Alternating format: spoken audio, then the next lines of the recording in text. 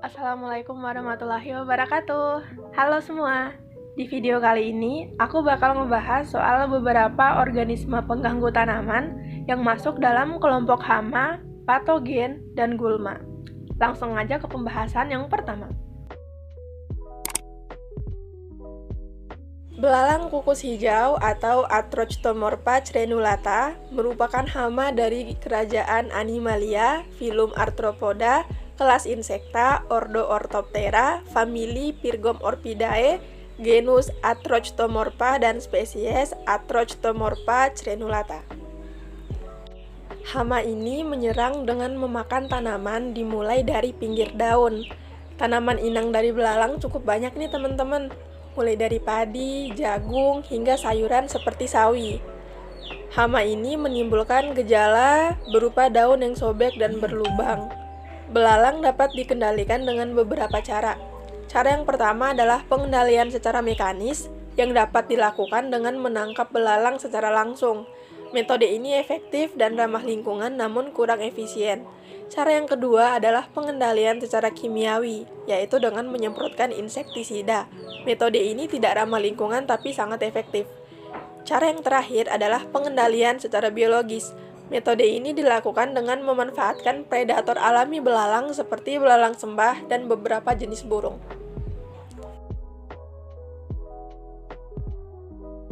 Hama yang kedua adalah lalat buah atau Bactrochera dorsalis. Hama ini berasal dari kerajaan Animalia, filum Arthropoda, kelas Insecta, ordo Diptera, famili Tephrididae, spesies Bactrochera dorsalis. Dengan ovipositornya, lalat ini menyerang dan menusuk kulit buah dengan menyuntikkan telur sekitar 100-120 butir. Setelah 2-3 hari, telur akan menetas dan menjadi berenga. Berenga tersebut akan membuat terowongan di dalam buah dan memakan daging buah selama kurang lebih 2 minggu. Hama ini membuat buah lama-kelamaan membusuk. Tanaman inang dari hama ini cukup banyak, seperti cabai, nangka, belimbing, mangga, tomat, melon, pepaya, mentimun, paria, dan lain-lain. Lalat buah dapat menyebabkan kerusakan langsung terhadap 150 spesies tanaman buah dan sayur-sayuran, baik di daerah tropis maupun daerah subtropis. Gejala awal ditandai dengan terlihatnya noda-noda kecil berwarna hitam bekas tusukan ovipositor. Pada daging buah terjadi perubahan warna dan pada bagian yang terserang menjadi lunak. Buah akan gugur sebelum masak jika terserang oleh lalat ini.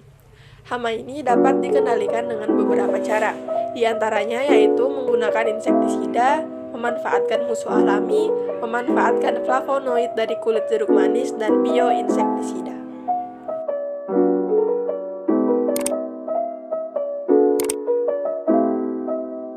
Gulma yang pertama adalah Euphorbia hirta atau patikan kebo. Gulma ini berasal dari kerajaan Plantanae, tidak memiliki takson, Angiospermae, Eudicotyl, Rosidae, dari ordo Malpighiales, famili Euphorbiaceae, genus Euphorbia, dan spesies Euphorbia hirta. Gulma ini menimbulkan kerugian berupa penurunan hasil produksi dari tanaman utama karena gulma ini menyaingi tanaman utama dalam menyerap nutrisi dan unsur hara serta air dan ruang lingkup. Gulma ini juga dapat mempengaruhi kualitas produksi karena dikotori oleh biji-biji dari gulma tersebut. Dan senyawa kimia yang dikeluarkan oleh gulma ini bersifat toksik bagi tanaman utama. Tanaman ini tumbuh subur di banyak lahan pertanian sehingga memiliki tanaman inang yang beraneka ragam. Gulma ini dapat dikendalikan secara mekanik dengan mencabut gulma secara langsung dan dapat juga dikendalikan secara kimia dengan menggunakan herbisida.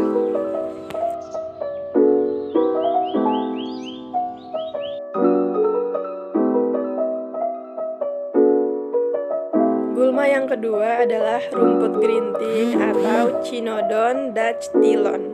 Gulma ini berasal dari kingdom Plantanae, subkingdom Tracheobionta, superdivisi Spermatophyta, divisi Magnoliophyta, kelas Liliopsida, subkelas Chomelinidae, ordo Poales, famili Poaceae, genus Cynodon, dan spesies Cynodon dactylon. Gulma ini dapat menimbulkan kerugian berupa menurunnya hasil produksi dari tanaman utama karena gulma ini menyaingi tanaman utama dalam mendapatkan unsur hara dan air. Gulma ini toleran terhadap kekeringan dan banjir, tumbuh subur pada lahan dengan drainase yang baik. Karena sifatnya ini, rumput gerinting hampir selalu ditemukan di banyak lahan seperti lahan cabai, tomat, dan lain-lain. Gulma ini dapat dikendalikan secara mekanis, yaitu dengan mencabut gulma secara langsung, dan dapat dikendalikan secara kimiawi melalui penyemprotan herbisida.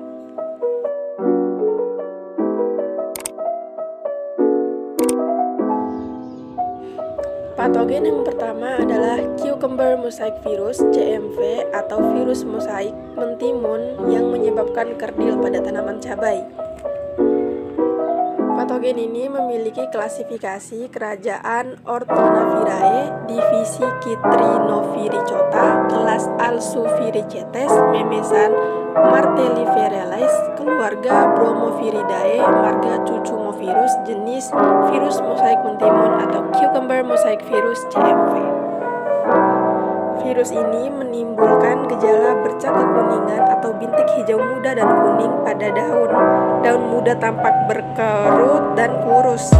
Daun tampak kusam dan penampilannya kasar. Seluruh pertumbuhan tanaman sangat terhambat dan mengalami kecacatan. Tanaman menjadi kerdil, rimbun, namun tidak produktif. Virus ini masuk ke dalam tubuh tanaman melalui perlukaan atau stomata daun.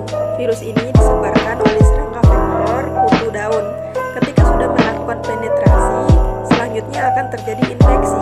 Virus melakukan transportasi melalui plasmodesmata. Setelah infeksi, tanaman akan mulai menunjukkan gejala serangan. Tanaman inang dari virus ini adalah capsicum dan cabai. Patogen ini dapat dikendalikan secara hayati dengan menggunakan minyak mineral pada daun agar mengontrol populasi kutu daun yang merupakan vektor virus. Secara kimia dapat dilakukan dengan penyemprotan menggunakan insektisida yang mengandung sipertemrin.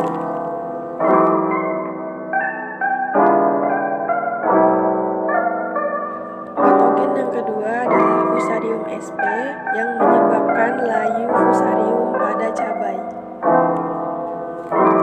Patogen ini berasal dari kingdom fungi, divisi Amastigomycota, kelas Danoromycetes, ordo Monales, famili Tuberlaceae, genus Fusarium, spesies Fusarium sp. Patogen ini menimbulkan gejala serangan berupa pada bagian di atas tanah dari tanaman cabai akan mengalami kelayuan mulai dari daun, lalu menjalar ke ranting-ranting muda, serta berakhir dengan kematian daun dan ranting. Serangan lanjutan menyebabkan seluruh bagian tanaman akan layu. Gejala ini termasuk golongan nekrosis. Tanaman inang yang diserang oleh jamur ini adalah cabai, kacang panjang, bawang merah, tomat, dan mentimun. Jamur ini menyerang dengan menghasilkan asam fosfat yang merupakan racun yang larut dalam air tanaman. Adanya hambatan pergerakan air dalam tubuh tanaman menyebabkan terjadinya layu patologis yang mengakibatkan kematian pada tanaman. Pengendalian jamur ini dapat dilakukan dengan menggunakan jamur antagonis yaitu Trichoderma sp, mencabut tanaman bergejala, dibersihkan seluruh bagian tanaman yang terserang. Untuk pengendalian kimiawi dapat dilakukan dengan menggunakan fungisida.